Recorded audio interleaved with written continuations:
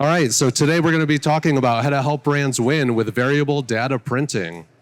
So as I mentioned, I'm Evan Padilla. I've been with Menasha for about 11 years now, working on all displays. And then I started my e-commerce only journey about 8 years ago. So helping all of our customers help build their e-commerce platform. And hi, I'm Michael Manley. I'm with Amazon Transparency. I joined Amazon to launch this service in 2017. Prior to that, I've been in RFID and a number of different data technologies merging with packaging. Before we get started here, I wanted to understand a little bit about who the audience is. So if you could just raise your hand if you are with a brand. If you could raise your hand. Any brands out there? My man. Okay, so we have one brand. And then any physical retailers here? Nope. Any packaging suppliers here? Hey, all right. That helps get us an understanding of who we're talking with. So anyways, grateful to be here. In my role with Amazon Transparency, I run our partner network globally. So our partner network is comprised of packaging companies like Menasha and software companies, pre-press workflow software companies that integrate with our API to reduce the complexity of serialization, which is something that's required for Amazon Transparency. So thanks for having us, and we'll go from here. All right, so I'm sure everyone's well aware of who Amazon is, but for those of you unfamiliar with who Menasha is, it's a 175-year-old privately held company. So we're integrated into the merchandising supply chains of some of the largest brands in the world. So we provide corrugated and folding carton graphic packaging solutions, retail displays, and fulfillment services. So we are a full turnkey service provider. So supporting those brands to win in-store and online supply chains. So I asked how many people were familiar, or let me ask this: how many people are familiar with Amazon? Softball question, right? How about Amazon Transparency? Cool. So Amazon Transparency, as I said, has been a service that we launched in 2017. And the way that it works is we issue serial numbers, random unique serial numbers to brands who are required to put it on each unit that they produce for the GTIN that they decide to enroll in the service. So it's not required that a brand bring their whole catalog and enroll it in Transparency. They can literally do it a GTIN at a time. And what's interesting about the service, it was launched originally to prevent counterfeit goods from getting to customers. And that helps both customer trust for Amazon and brand protection for our brand customers. And like anything, you have unexpected benefits sometimes when you implement unit level serialization. Like, it doesn't just stop counterfeits, it stops materially different goods, and it helps on returns, most importantly, what makes this service unique is every other technology that is designed to help or combat counterfeiting, RFID, some of the printed technologies, they're all great. But this service, we actually read that serialized code on every unit that comes through Amazon. And that's what makes, I was a little suspect if this was going to really work when I joined. But then when I saw the impact of actually reading these codes really solved the problem and eliminated counterfeits or mitigated counterfeits, certainly, from getting to customers. So it's been a very successful program, and we're looking forward to talking more about it and sort of directionally where we see it going with some of the new standards that are coming out.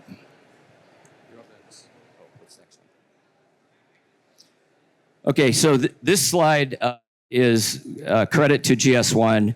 I think anybody in the packaging industry or a brand or a retailer understands that consumers are interested in getting more information about their products, particularly anything that goes in the body or on the body is products that people really want to know more about. So you guys can read. I'm not a slide reader, but I think everybody would agree that things like QR codes are getting more common for a range of use cases.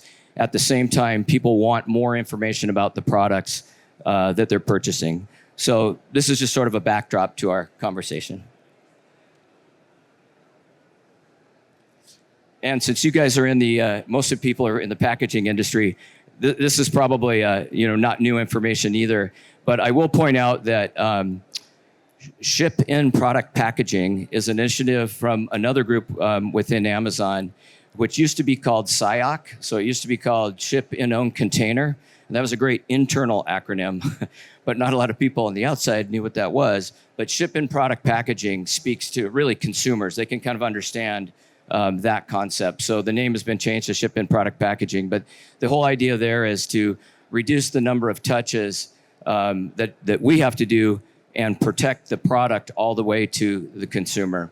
So Menasha's a partner, an APAS partner, which is the program for SIP, and they'll be talking a little bit more about their technology. And we'll talk about how that technology and Amazon Transparency can come together. All right, so we're going to talk a little bit about understanding the total process. So investing in the front-end process through manufacturing and converting and through the back end. So with complex supply chains, to be successful, you need to invest in or partner with a company like Menasha that has invested in the total process.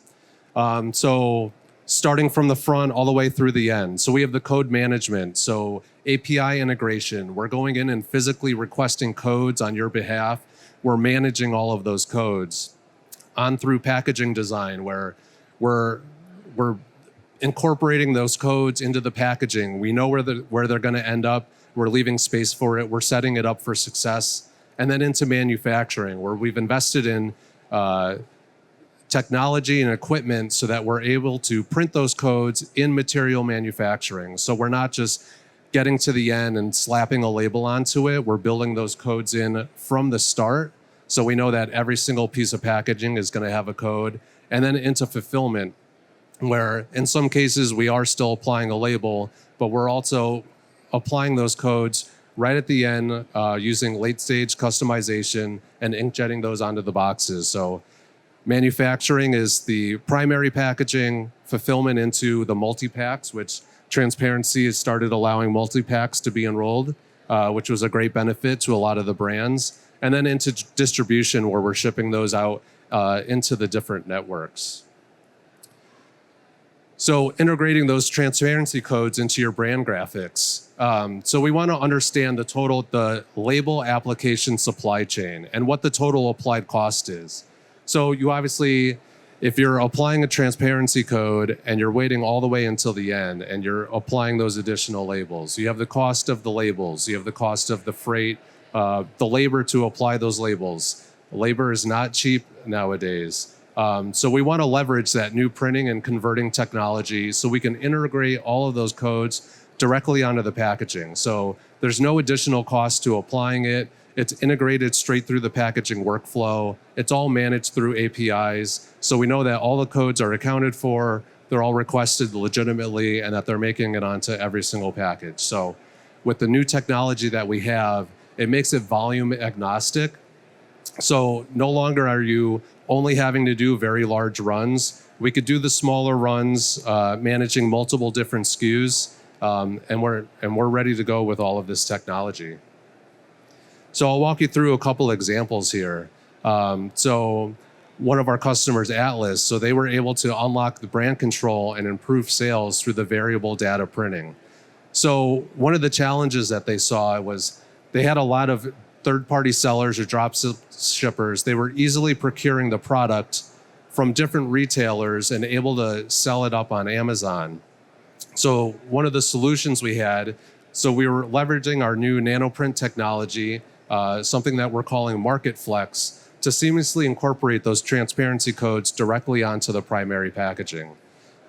So that's in material manufacturing. We're requesting those codes. We're making sure none of those codes are repeat printed. And that goes straight from material manufacturing into fulfillment. So it's before the product is even put into the package, those codes are applied to it. So the result, they were able to improve their brand equity, ensuring brand authentication, and improved consumer and confidence and repeat purchases. So for an emerging brand, they were able to establish that brand identity and that brand loyalty with an improved sales lift just from going and applying the transparency codes. So that was upfront in the manufacturing process. And now we'll talk about another example at the end of line. So one of our other customers, Unilever, they are big into the SIP program, which has unlocked a lot of benefits for them. But so they were able to drive brand control, improve sales, and customer engagement through the SIP program. So as I mentioned before, transparency allowed multi-packs to start being enrolled as transparency items. When this program was first kicked off, I think it was just single items that were allowed to be enrolled, but now we're on to multi-packs.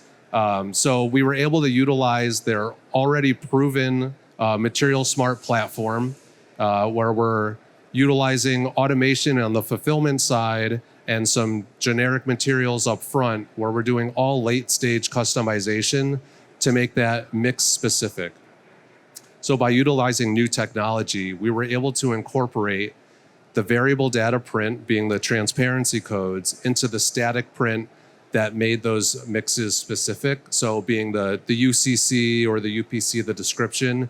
So all that static information and marrying the transparency code in there.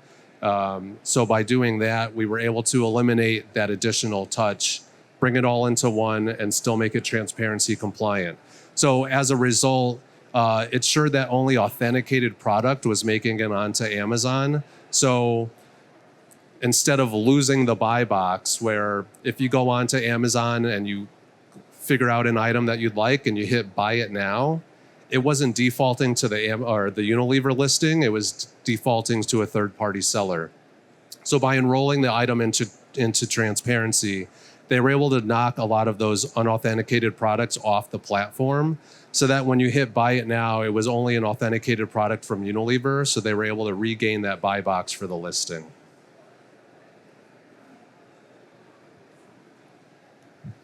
Thanks, Evan. So a couple of things, just adding to what Evan was saying.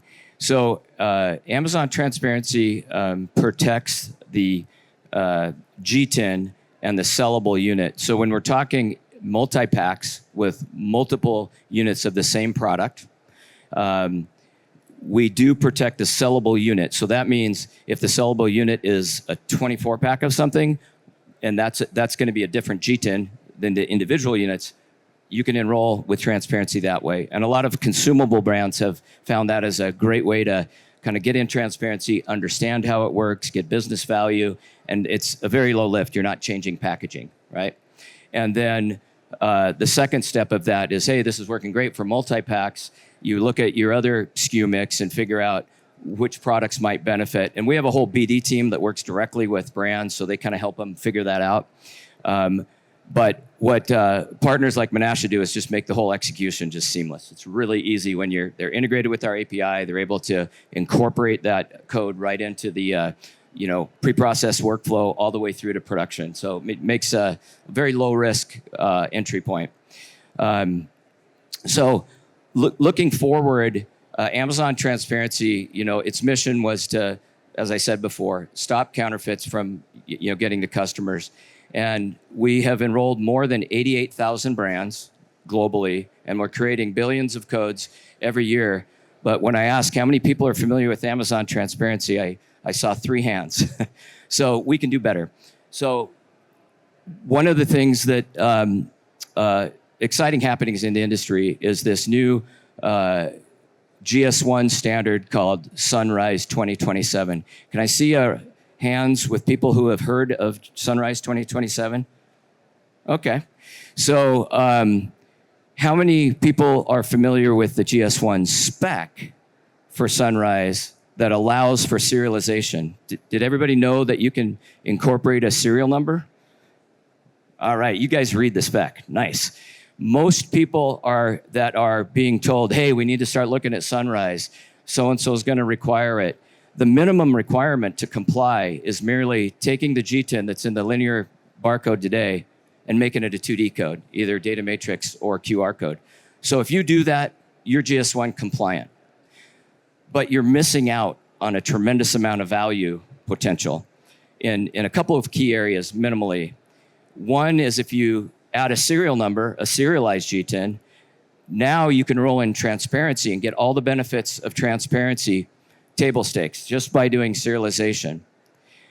If you also put that serial number in, we've seen with large enterprise brands, they already have product quality systems deployed on their packaging lines that can read a G10. So now you don't have to change those operations. And then the last thing that's really compelling to me, and I think will be a needle mover, is the ability that GS1 Sunrise has to allow a URL to also be combined in that same barcode. So think about that for a minute. Packaging engineers who, all right, where am I going to put the UPC? Okay, marketing wants QR code. Okay, Amazon transparency over here. Oh, and then, the little barcode that makes sure filling operations work right. You have 4 barcodes, and you're trying to make a compelling brand story in a smaller and smaller space. It's just a nightmare. So imagine one code that incorporates the URL, the G10, the serial number. There are other application identifiers. You guys probably know this who read the spec, right? That allow you to add batch, lot, and expiry. But I get mixed, whenever I talk to brands, I kind of get mixed feedback on whether they'd want to put that in the barcode, because that would have to be very late stage versus maybe having their supplier do it. But minimally, URL, G10, and serial number unlock tremendous value and eliminate the other barcodes that you need for marketing and Amazon transparency. Then we really have in the industry a standard that is truly interoperable amongst all trading partners. You get your Amazon value for the items sold on Amazon. You got consumer scanning for sales lift and sales conversion in physical retail stores. All of the retail stores will be able to read 2D codes by the end of 2027. If there's any GS1 people here, they can raise their hand and verify that, but that's what they've been telling me. So the industry is ready for this. And since packaging cycles and changing takes such a long time, we're excited to be a part of this, and there'll be more to come in that arena, but it's something you should be talking with your brands about today, because we need to get ahead of this as an industry. And I think it's very important to understand that and communicate that message, to brands, because otherwise they'll make the change, they'll be Sunrise compliant, but then they'll still be having to put on multiple codes if they want to do transparency. There's also other physical retailers who are going to be requiring the QR codes to be serialized, because they're using those for, there's something called, sweethearting. If an employee has their friend come in, grab a Gucci bag and grab a pair of socks, take it to the point of sale register, and they just scan the socks twice, and then they walk out the door with the Gucci bag. If it was serialized, they could only scan each item once. So there's a lot of other use cases for serialization beyond just Amazon and maybe other compliance requirements. And these will be coming down probably from other physical retailers trying to solve some of the problems they're trying to solve. So pay attention to GS1 Sunrise. It's an exciting happening for our industry. Awesome. Thanks, Michael. Sounds like serialization is the way to go with all these new up-and-coming features and implementations coming up. So how do you start the conversation? So engage with your transparency network provider, like someone like Menasha. So we have our Menasha website and our email provided there, as well as the Amazon transparency landing page link if you'd like to learn more. But if you want to start the conversation, our booth is right across the hallway there. We're splitting it with our sister company, Orbis. So it'll be Orbis and Menasha Packaging, and we're ready to start the conversation with you.